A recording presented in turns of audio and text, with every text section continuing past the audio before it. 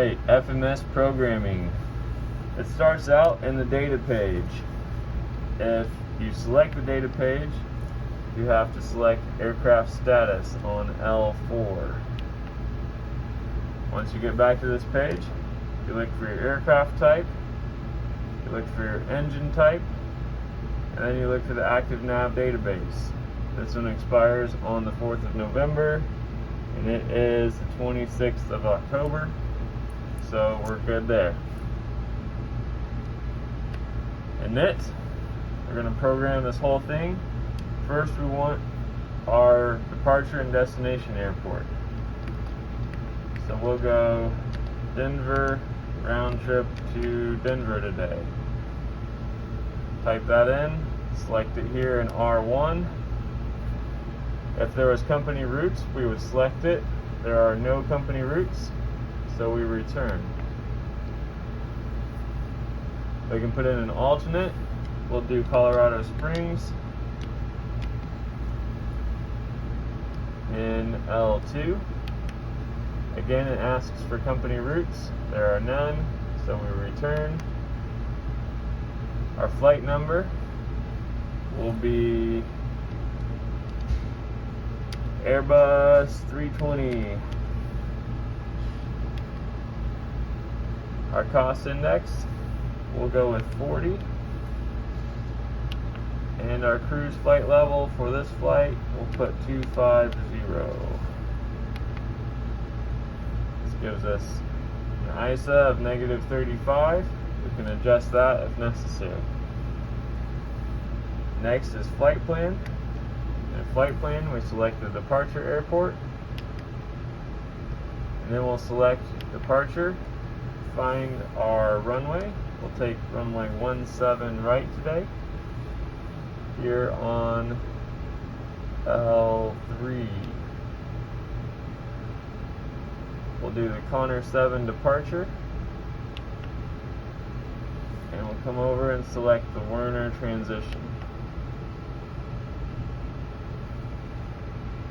We'll confirm all the fixes and altitudes with our jump charts, and then insert. And we'll select our arrival airport. We can either select this one at the bottom of our flight plan, or our destination is always pegged here on L6, even as I scroll through it. We'll select arrival, pick our arrival runway and approach. We have ILSs, and we have localizers, and we have RNAVs, and we have basic visual approaches. So we'll do the ILS to runway 16 left. We'll select VIAs, and then we'll figure the furthest out point of arrival that we want to join.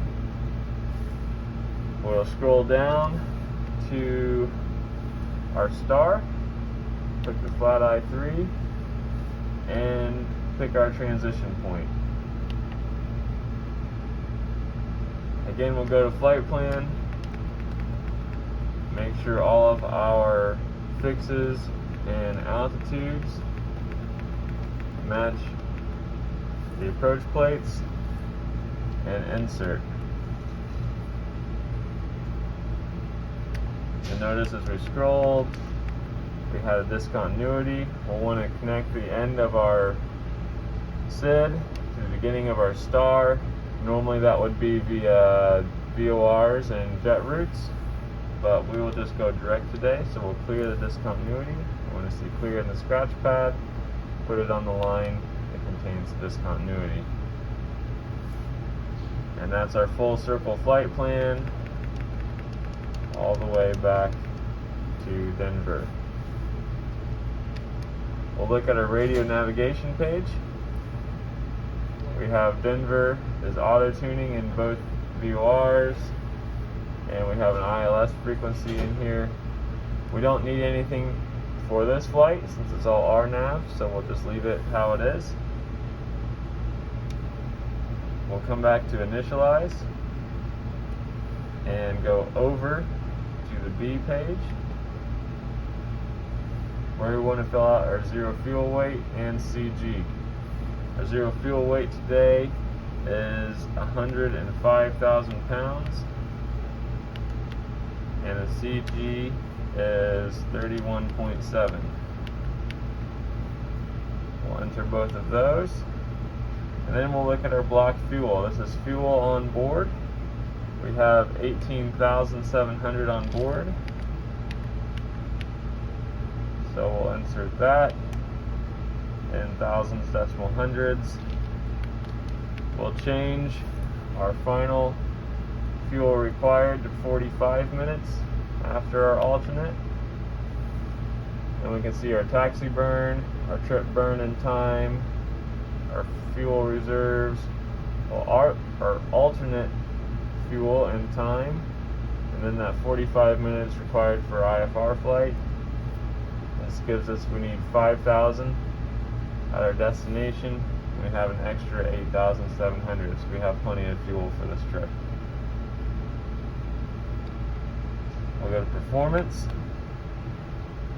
We'll be doing a flaps 2 takeoff today.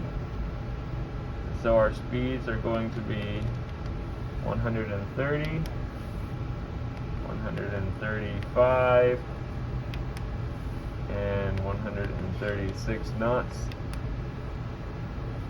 Our flaps THS, we'll select 2, and then our trim setting corresponding to 31.7 is about 0.1 down. So I'd put DN 0.1, put that here on R3. We'll do a flex takeoff at 35 degrees. Then we'll make sure our thrust reduction and acceleration altitudes are all correct. It should be normally 1,500 feet AGL. That looks good. We'll select progress. Our cruise altitude is 250. Nav accuracy is high. So that's all set. Then we'll save all of our work. Secondary flight plan. Copy the active. That brings our whole flight plan here into our secondary flight plan. And we're done.